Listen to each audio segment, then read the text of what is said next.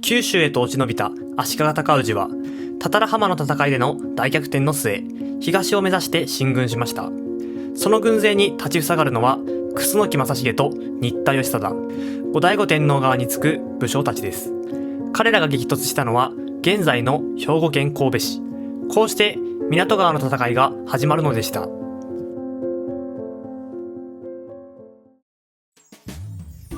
はいどうも皆さんこんにちは。今回は湊川の戦いについてお話ししていきます。京都を追われた足利尊氏は九州へと一度押し延びて体制を立て直した上で戻ってきます。この軍勢を迎え撃ったのが楠木正成と新田義貞。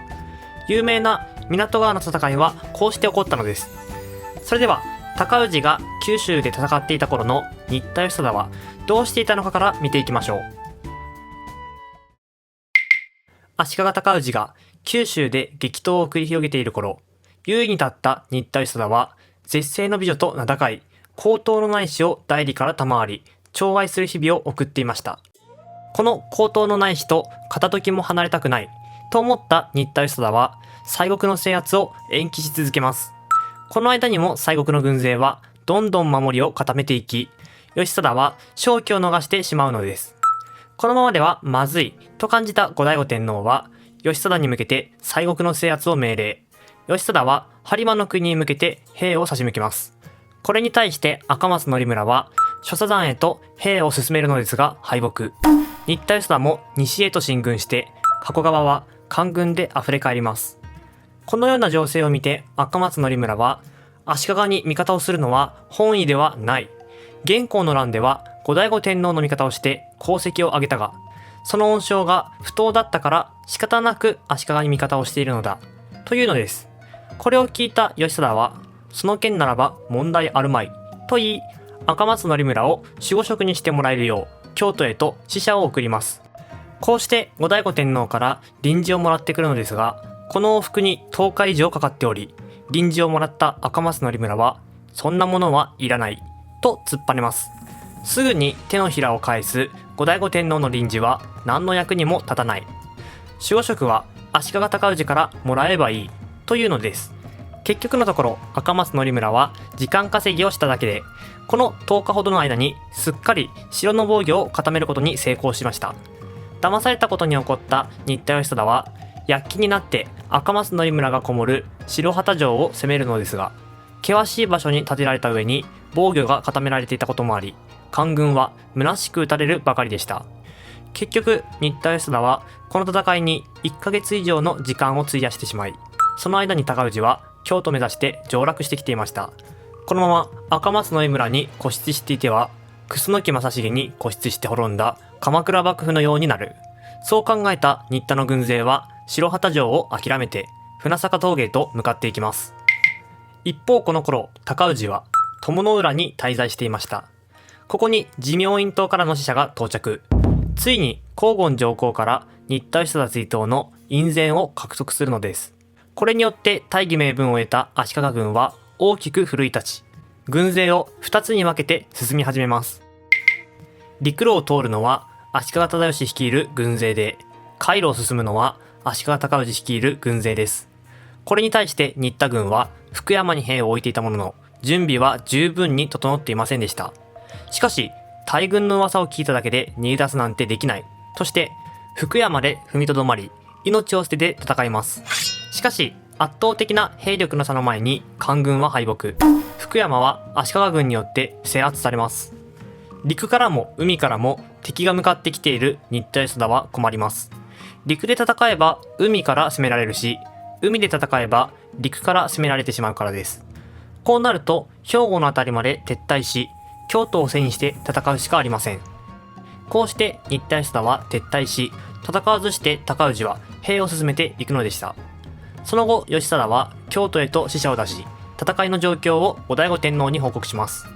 火山院にいた後醍醐天皇はその知らせに驚いて楠木正成を招集しました。急いで兵庫へと行き、新田義貞に協力せよというのです。これに正成はかしこまってこう答えるのでした。味方の軍勢は小勢なので、勢いに乗った足利軍は止められません。ここは新田殿も京都へと呼び戻して、以前のように比叡山へと避難してはどうでしょう。その隙に私が河内へと行き、敵を挟み撃ちにして京都にいる高氏を兵糧攻めにしたならば、味方の軍勢は増えていき、敵の力は弱まります。その時に一気に京都へ攻め込めば、朝敵を殲滅することができると思います。戦いで重要となることは、目先の勝利ではなく最終的な勝利です。この正成の策に一同感嘆し、この策を採用する方向で話がまとまりかけたのですが、坊門清忠が口を開きます。朝敵高氏の征伐に向かわせた軍勢はまだ一度も戦っていない。戦わずに撤退すれば官軍の面目が立たないし、何よりも1年のうちに2度も帝が比叡山へ行幸するとなると、それこそ示しがつかない。こういうのです。この発言によって議論は一気に逆転します。朝廷は楠木正成の進言を却下し、新田義貞と共に戦わせた上で、後醍醐天皇は京都から引かないという作戦になるのでした。楠木正成は優れた武将なので、この作戦では官軍が負けると理解していました。しかし、後醍醐天皇の命令なので、楠木正成は戦いへと出発します。自分が死ぬことになろうとも、死ぬまで忠義を貫き通す。そう決めたのです。楠木正成の嫡男である正貫は、自分も戦についていくというのですが、これが最後だと感じた正成は、桜井の宿で正貫に最後の言葉を残します。この戦いは天下分け目の戦いである。お前の顔を見ることができるのも、これが最後となるだろう。もしも私が死んだなら、天下は必ず足利尊氏のものとなると思え。しかし、自分の命のために自分の忠義を失ってはいけない。最後の一人になっても戦い続けること。それこそがお前の孝行である。流れる涙を拭い、楠木不死は東西へと分かれていきます。そのありさまを見聞きした人は、二人の心情を想像し、鎧の袖を涙で濡らすのでした。こうして楠木正成は神戸に到着し、新田義貞と対面します。次の日の朝8時頃、暗い長雨の雲も晴れ、風と波が収まったその時に、潮風に漂う小舟が見えてきました。港川の戦いの開戦です。海と陸から攻め上ってくる兵は予想をはるかに上回るおびただしい数で、官軍は早くも戦意を失ってしまいます。しかし新田義貞と楠木正成はこれまで何度も大軍に勝利してきた武将です。彼らが士気を失うことはなく、素早く行動を開始します。総大将である新田義貞が陣を張っていたのは和田岬です。新田の軍勢は海から攻めてくる高氏の軍勢を担当しました。一方、楠木正成は港側の西の宿に陣を張り、陸から攻めてくる忠義の軍勢を担当しました。このような状況で高氏が近づいてくるのですが、高氏は和田岬のさらに東の方へと軍勢を進めます。このまま上陸されたら挟み撃ちにされてしまう。そう考えた新田の軍勢は高氏の軍勢を追って東へと進み、上陸を妨害しようとします。しかしこうなると新田と楠木は分断されてしまいます。この隙をついて高氏の軍勢は和田岬へと上陸、楠木軍は戦場の西側で孤立してしまうこととなるのです。このような状況で楠木正成は弟の楠木正末に味方と分断されてしまった。今は撤退するべきだと言い、まず忠義の軍勢を散らした後に東の方へと撤退しようと考えます。こうして楠木正成の軍勢と足利忠義の軍勢が戦うことになりました。忠義は大軍を率いる名将ですが、楠木正成の方が一枚上手です。忠義軍を散開させることに成功し、忠義は西へと後退します。この様子を見た高氏は、忠義を討たせてはならないと命令、軍勢を港川の東に進め、楠木軍の退路を断ちます。この新手にも楠木軍はひるむことなく攻撃を開始。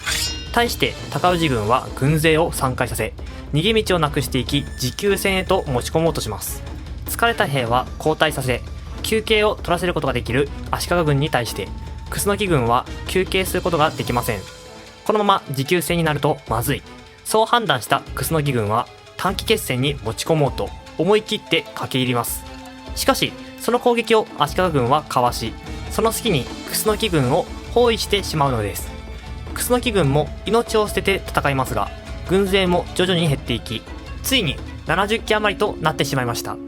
もともと京都を後にした時からこの戦いが最後の戦いだろうと覚悟していたので、もはやこれまでと判断した楠木正成は港川の北にあった民家へと入ります。いざ腹を切ろうと鎧を脱いだら、切り傷、生傷が11箇所。周りの兵を見てみるとみんな傷だらけの体でした。楠木軍は思い思いに並んで座り、念仏を上げて腹を切ります。死の間際、正成は正末の顔を見て、死ぬ間際に考えたことで来世がどうなるか決まるらしい。お前は来世で何に生まれ変わりたいと問いかけます。これに正末は、7度生まれ変わろうと同じ人間に生まれ、朝敵を滅ぼしたいと思いますと答えるのです。陸道輪廻は天、人間、修羅と畜生、餓鬼、地獄の6つ。つまり7度の生まれ変わりは陸道輪廻を超えた数字です。未来永劫人に生まれ変わり、その度に朝敵を滅ぼしたい。死の間際で彼らはそう願いました。いざ束の間の一生を終え、来世で朝敵を打ち滅ぼそう。互いにそう約束し、二人は差し違えて共にこの世に別れを告げるのです。こうして知、仁、勇の三徳を兼ね備えた武将楠木正成は港川に散ります。大阪府にある関心寺には立てかけの塔と呼ばれる建築物があります。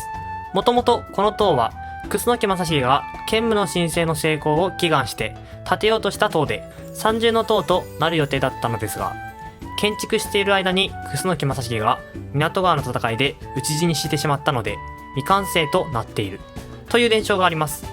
また港川の戦いの舞台となった兵庫県神戸市には楠木正成を主催神とした港川神社があり、現在でも多くの人に親しまれています。